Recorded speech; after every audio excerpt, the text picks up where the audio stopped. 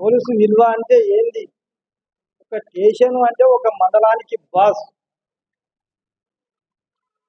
అంటే ఒక దేవుని వీళ్ళు పోయి మనం కష్టం వస్తే నాకు చెడతీర్చండి దేవుని వీళ్ళు పోయి మనం దేవుని అనుకున్నట్టు ప్రతి ఒక్కదానికి పోయి మనం పోలీస్ స్టేషన్లో చెప్పుకుంటాం.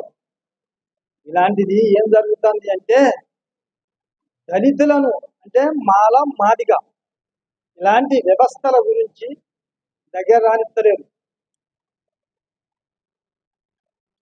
కొత్తగూడెం పోయి దాదాపు 8 సంవత్సరాల దగ్గరకు వస్తాను.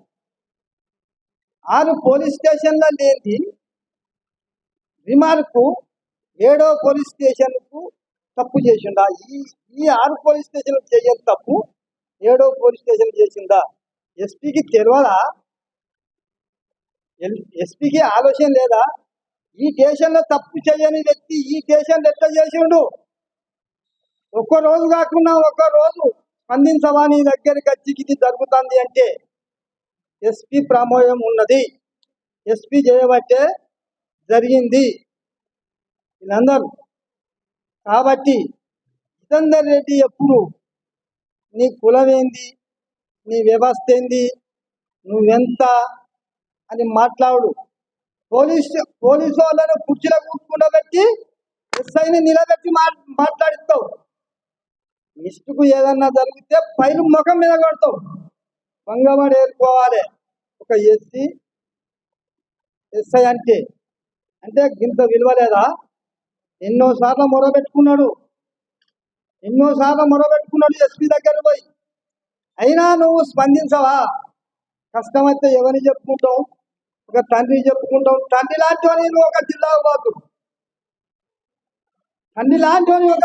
పోతు, పోలీస్ స్టేషన్ పోయి ఎంక్వైరీ చెప్తే ఏమన్నారు? అక్కడ ఉన్న వాళ్ళు ఏం చెప్పిండ్రు?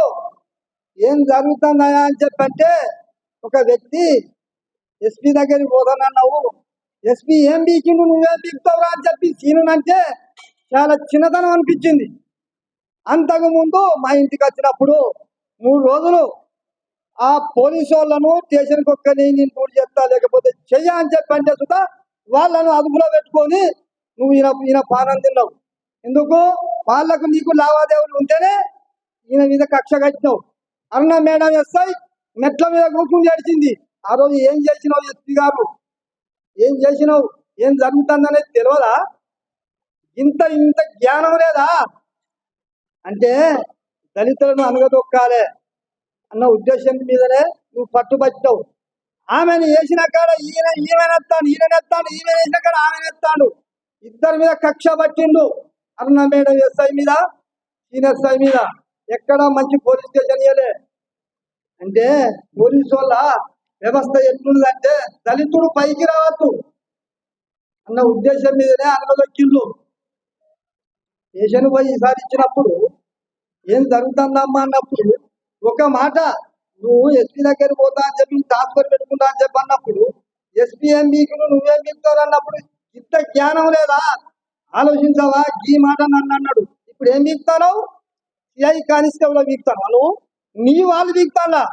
అరెస్ట్ ఈ మాట అన్నప్పుడు అంటే గంత జ్ఞానం లేని ఎస్పీ ఆలోచించి పనిచేయాలి. ఒక జిల్లాకు బాస్ అంటే ఈ అవకాశం ఇచ్చినందుకు ఎక్కువ మాట్లాడద్దు. ఈ అవకాశం ఇచ్చినందుకు చాలు, కానీ ఇంకా బాగున్నాయి మాట్లాడతా. కానీ వద్దు, 2 ముత్యాలు మాట్లాడుతూ సరిపోతుంది. దళితులు మీ దళితుల్లో మీరు అంటావు.